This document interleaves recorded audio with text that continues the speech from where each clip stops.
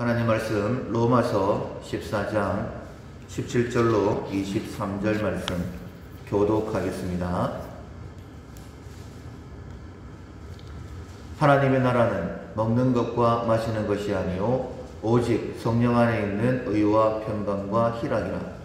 이로써 그리스도를 섬기는 자는 하나님을 기쁘시게 하며 사람에게도 칭찬을 받느니라. 그러므로 우리가 화평의 일과 서로 덕을 세우는 일을 힘쓰나니 음식으로 말미암아 하나님의 사업을 무너지게 하지 말라. 만물이 다 깨끗하되 거리낌으로 먹는 사람에게는 악한 것이라.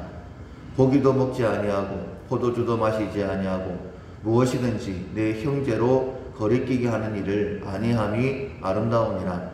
네게 있는 믿음을 하나님 앞에서 스스로 가지고 있으라. 자기가 옳다 하는 바로 자기를 정죄하지 아니하는 자는 복이 있도다. 의심하고 먹는 자는 정죄되었나니 이는 믿음을 따라 하지 아니하였기 때문이라.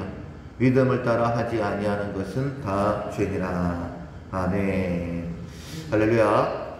말씀의 은혜가 우리 가운데 있기를 소원합니다. 믿음을 따라 하지 아니하는 것, 그 모든 것이 다 죄다라고 그렇게 말씀하셨어요. 믿음 생활은 신앙생활입니다. 믿음의 대상은 바로 예수님이시죠. 하나님의 아들 예수 그리스도의 복음의 시작이라. 즉 예수님을 믿는다라는 것은 복음, 복된 삶을 사는 것이다 라고 말씀하고 있어요. 신앙생활에서 가장 중요한 것은 사랑입니다. 사랑이 없으면 내가 아무것도 아니요 사랑이 없으면 내게 아무 유익이 없다. 그래서 날마다 사랑을 점검하셔야 됩니다. 뿐만 아니라 조심해야 될 것은 죄다라고 말씀을 드렸어요. 가장 무서운 것이 바로 죄입니다. 왜냐하면 이 죄가 하나님과 우리 사이를 갈라놓기 때문이죠. 그들에게는 평강의 길이 없습니다. 굽은 길을 스스로 만드는 거라고 말씀하고 있어요. 그리고 그 길을 밟는 자는 평강을 알지 못한다라고 다시 한 번 더 말씀을 하셨습니다. 그렇다면 죄란 무엇이냐? 우리는 일반적으로 도덕적인 죄를 생각합니다. 그러나 하나님의 기준은 더 엄격하다라고 말씀을 들었어요. 단순하게 살인하는 것뿐만 아니라 미워하는 것도 안 된다. 간음하는 것뿐만 아니라 여자를 품고 음욕을 품는 것도 안 된다라고 말씀하셨어요. 그러나 더 근본적인 죄가 있다라고 말씀하셨죠. 우리가 지금까지 하나하나 살펴보고 있는데 오늘 마지막으로 세 번째를 살펴보게 될 것입니다.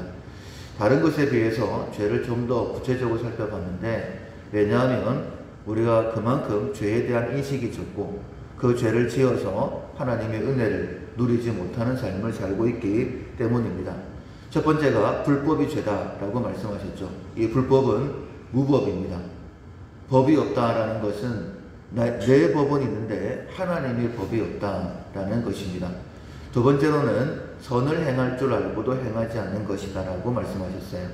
선이라는 것은 나의 약함을 알고 하나님의 전능함을 의지하는 것입니다. 그래서 형통할 때는 기뻐하고 공고할 때는 되돌아보아라 라고 말씀하셨죠.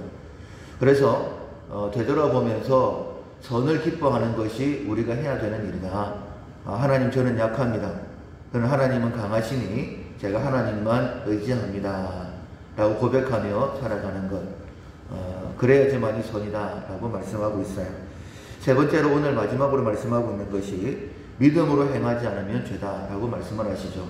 믿음을 따라 하지 아니하는 것은 다 죄다 라고 이렇게 말씀을 하셨어요. 그래서 믿음에 대한 정의가 필요합니다. 여기서 말씀하시는 믿음은 어떤 믿음일까?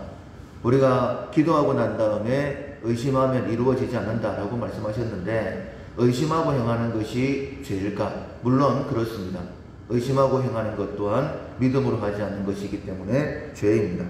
그러나 오늘 본문 말씀에서 말씀하고 있는 그 믿음과는 조금은 다른 의미를 가지고 있습니다. 오늘 본문은 13절부터 시작이 되어지는데 제사상에 올려진 음식에 대한 규례입니다. 제사상에 올려진 음식을 먹을 수 있나 먹을 수 없나, 이것이 당시의 교회의 논쟁의 초점이었습니다. 먹어도 됩니까? 아니면 먹으면 안 됩니까? 결론은 먹어도 되고 먹으면 안 되고가 답입니다. 음식인데 하고 하면서 먹으면 괜찮습니다. 그런데 그래도 제사 음식인데 이런 꺼림칙한 마음이 있는 가운데 먹으면 죄다라고 말씀하시는 거예요. 그러면 죄라는 것이 주관적이냐? 예, 주관적입니다. 좀 깊게 생각해 보셔야 되는데, 구약은 해라, 하지 마라 라는 말씀이 구체적으로 기록되어져 있어요. 왜냐하면 그때는 성령 하나님이 함께 계실 때도 있지만은 계시지 않을 때도 있었어요. 특별한 사람에게만 임하셨습니다. 그래서 모세의 율법을 통하여 해라 하지 말아라가 구체적으로 기록되어져 있었습니다. 그러나 신약 시대에는 그런 말씀이 별로 없어요. 자율에 맡기십니다. 스스로 맡기실 때가 많다라는 거예요.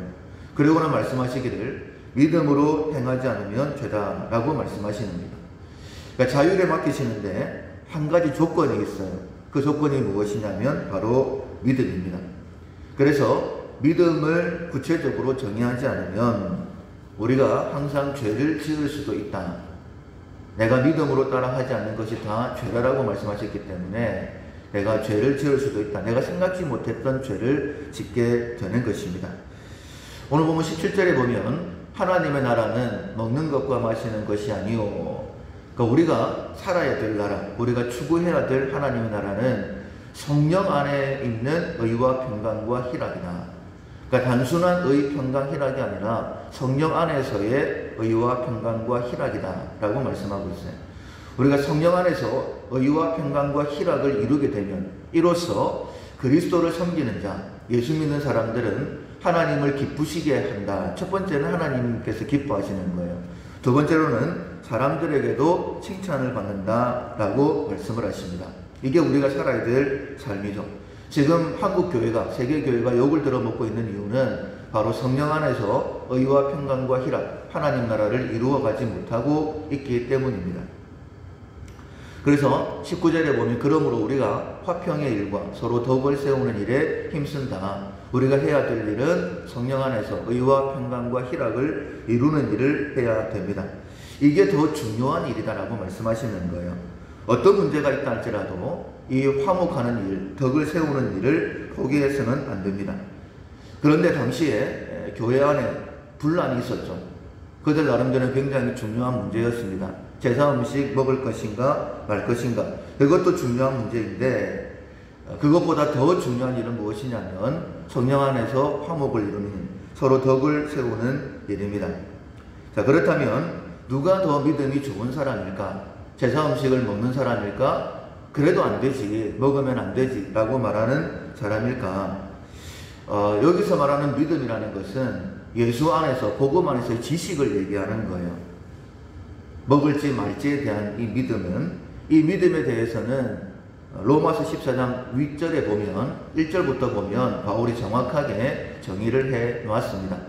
믿음이 연약한 자를 너희가 봤되 그의 의견을 비판하지 말라. 여기서 믿음이 연약한 자는, 즉 다시 말씀을 드리면 지식이 부족한 자다라는 그런 의미입니다. 어떤 사람은 모든 것을 먹을 만한 믿음이 있고, 그러니까 모든 것을 먹는 사람들, 제사 음식, 복음 안에서 정결하게 됐는데 음식이 어떻게 우리를 더럽게 해? 이런 복음 안에서의 바른 지식이 있는 사람을 믿음이 있다라고 표현을 했죠. 대신에 믿음이 연약한 자는 채소만 먹는다. 그러니까 먹지 못한다라고 말하는 사람들은 믿음이 연약한 사람, 아직까지 지식에 올바로 서 있지 못하는 사람, 알고는 있지만은 그래도 율법을 지켜야 된다라고 생각하는 사람들이 믿음이 연약한 자다라고 그렇게 정의를 해 놨습니다. 어떻게 해야 될까? 여러분, 지식이 있으면 지식이 없는 사람, 아직 부족한 사람 비판하면 안 된다라고 말씀을 하시죠. 먹는 자는 먹지 않는 자를 업신여기지 말고 먹지 않는 자는 먹는 자를 비판하지 말라. 이는 하나님이 그를 받으셨습니다. 서로 비판하면 안 된다. 그 이유가 하나님이 받으셨다. 왜냐하면 하나님께서 그를 세우시기 때문이다라고 말씀하시죠. 남의 하인을 비판하는 너는 누구냐?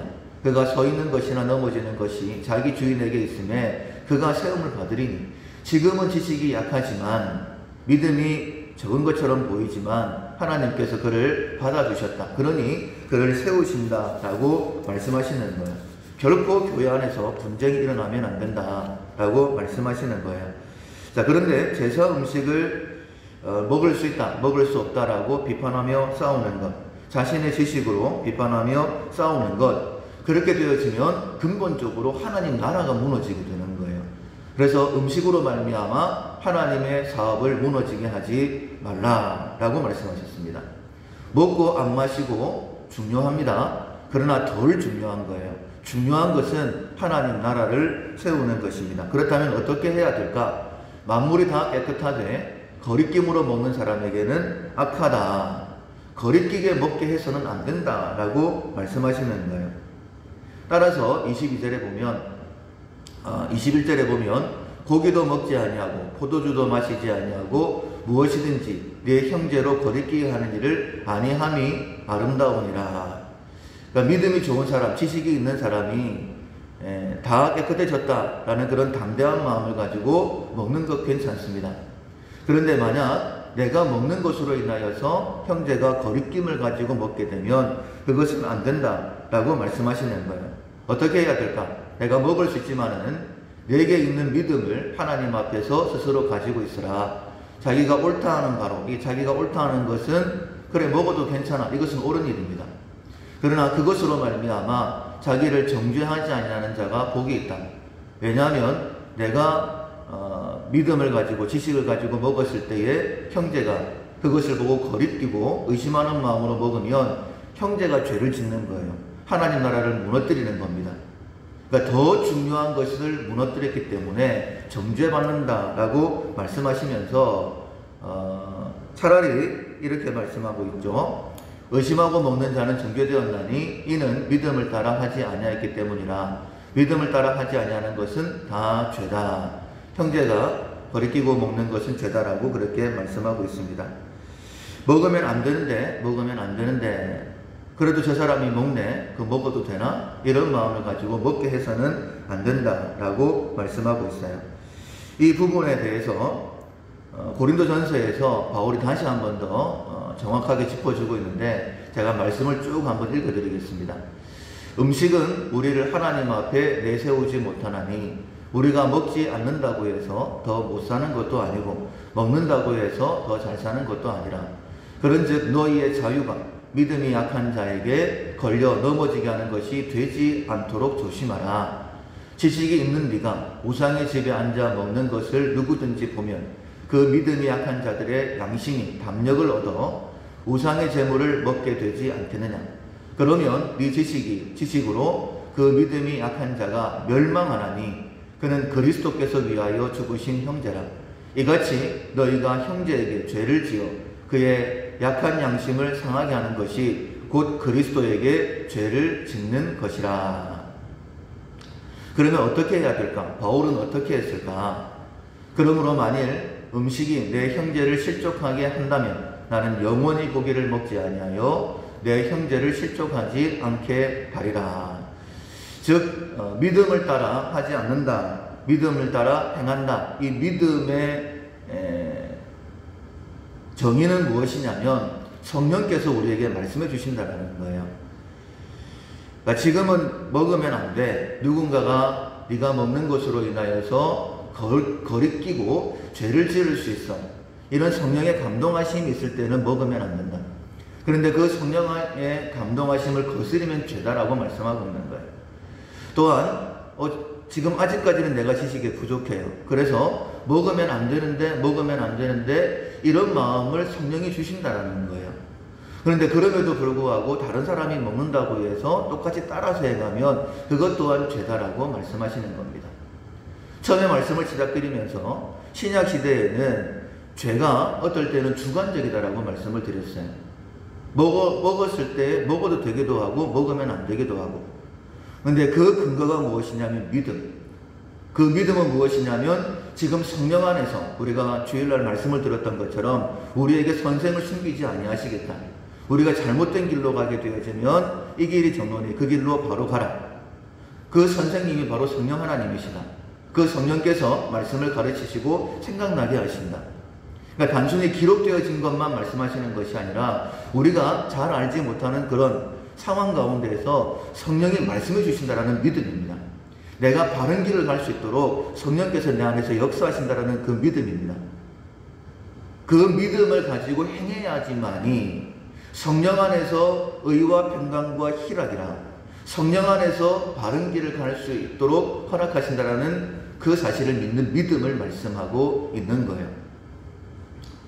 즉 성령 하나님께서 내 안에 역사하신다라는 믿음이 없으면 그 사람은 항상 죄 가운데 있다라고 말씀하고 있는 것입니다. 예전에도 한번 말씀을 드렸지만은 저는 낚시를 좋아합니다. 자주 가지는 못하지만. 그래서 한 번씩 낚시에 대해서 얘기를 해요. 그러나 예전에 저희 교회에 함께 신앙생활했던 분이 제가 낚시 얘기를 하니까는 눈이 둥그래가지고 언짢은 표정으로 저를 보셨어요. 그때 순간적으로 알았죠. 아, 저분은 낚시를 좀 안 좋아하시는구나.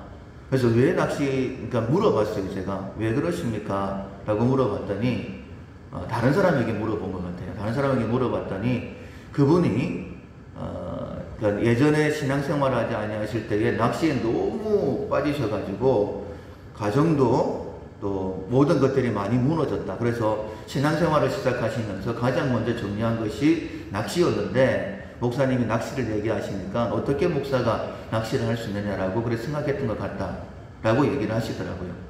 그러니까 그분의 표정을 보면서 내가 지금 이 타임에서는 낚시 얘기를 하면 안 되겠구나라고 생각을 하고 제가 낚시 얘기를 하지 않았어요.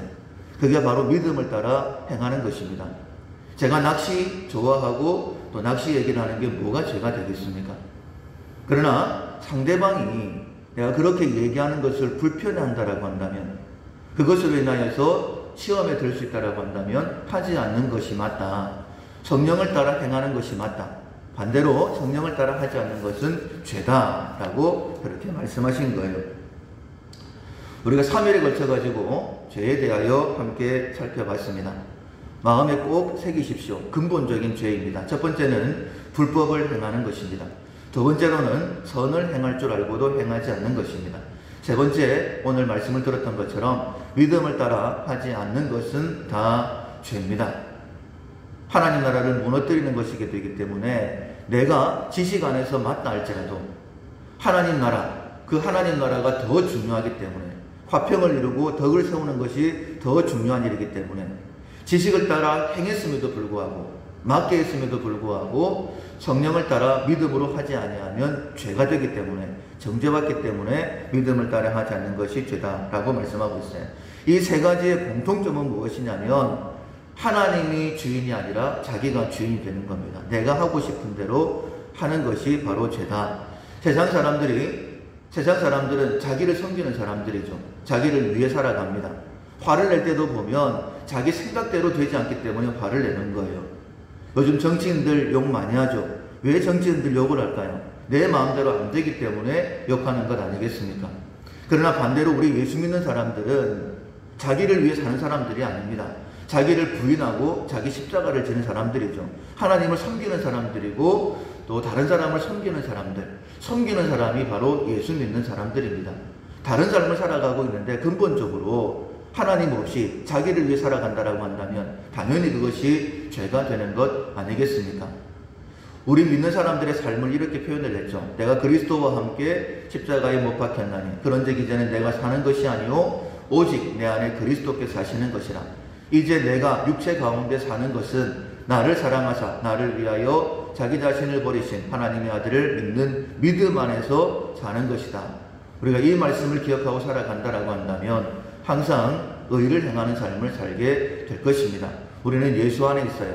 그러므로 누구든지 그리스도 안에 있으면 새로운 피조물이라. 이전 것은 지나갔으니 보라 새 것이 되었도다. 복음 안에 새롭게 된 사람답게 더 이상 내가 주인이 아니라 하나님을 주인 삼고 항상 믿음의 길, 의의 길을 걸어가는 우리 모두가 될 수 있기를 주님의 이름으로 축원합니다. 아멘. 찬송가 349장 내가 주인 나는 예수 따라가는 찬송가 349장 찬양하시겠습니다. 나는 예수 따라가는 십자가 군사라 주 이름 증언하기를 외주저하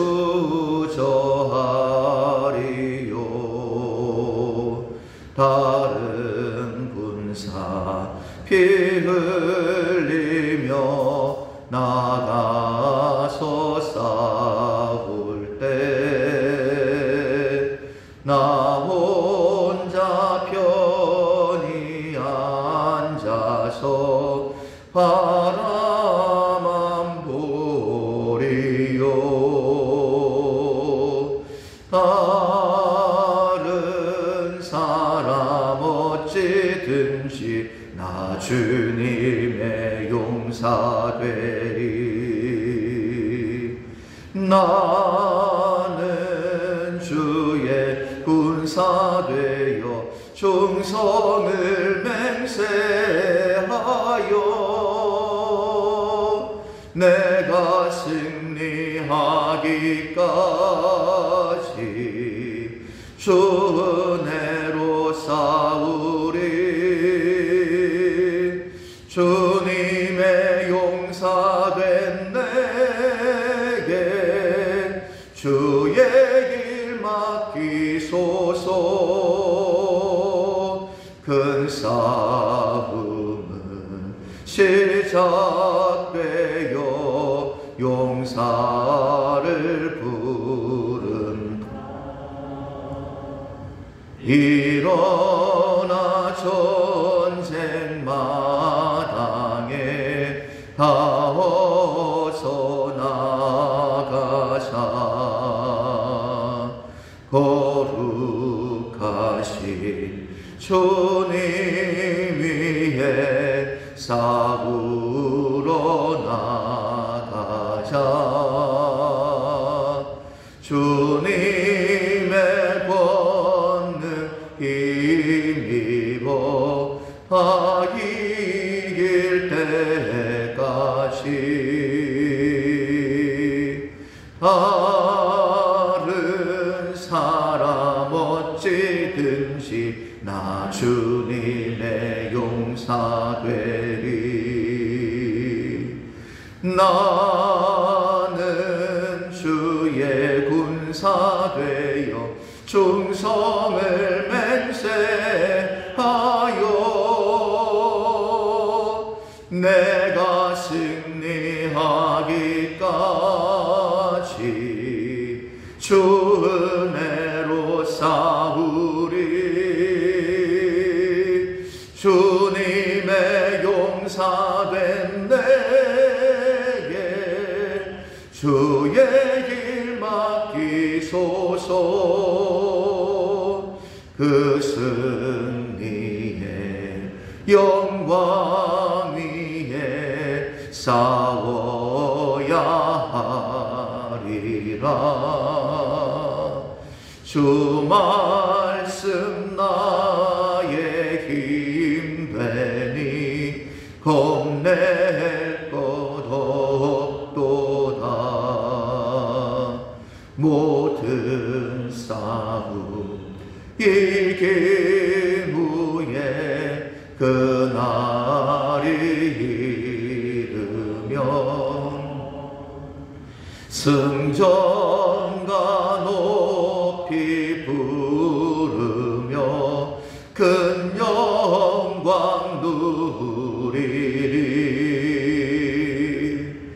다른 사람 어찌든지 나 주님의 용사되리. 나는 주의 군사되어 충성을 맹세하여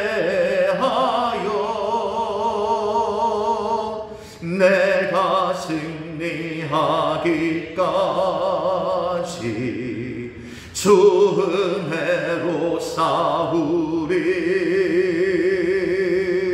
주님의 용사된 내게 주의 길 맡기소서. 아멘. 말씀을 기억하면서 한 목소리를 기도하시겠습니다. 오직 하나님을 주인 삼고 살아갈 수 있도록 도와주십시오. 하나님의 인도하심대로 성령께서 특별히 우리 가운데 우리가 어떤 길을 행해야 될지를 밝게 말씀하셔 주신다라고 말씀하셨는데, 믿음으로 행하여 하나님 나라를 세워가는 저희들 꼭 되게 해주십시오. 우리를 통하여 가정 구원의 역사가 일어나게 하시고, 우리 밀락교회를 통하여 이 땅의 복음이 증거되게 달라고 기도하시고, 우리 밀락교회 빛되어 전하는 교회, 우리 밀락교회 희년을 선포하는 교회가 되게 달라고, 또한 이번 주일날 있을 직분자 선출을 위하여 공동의회를 위해서 기도하시고, 우리 가운데 약한 영혼들을 위해 기도하겠습니다. 하나님 은혜를 베풀어 주시고, 약한 모든 부분들이 온전하게 회복되어 그의 나라와 그의 의를 위하여 살아갈 수 있도록 도와달라고, 은혜 베풀어 달라고 기도하시고, 각자 기도 제목으로 기도하겠습니다.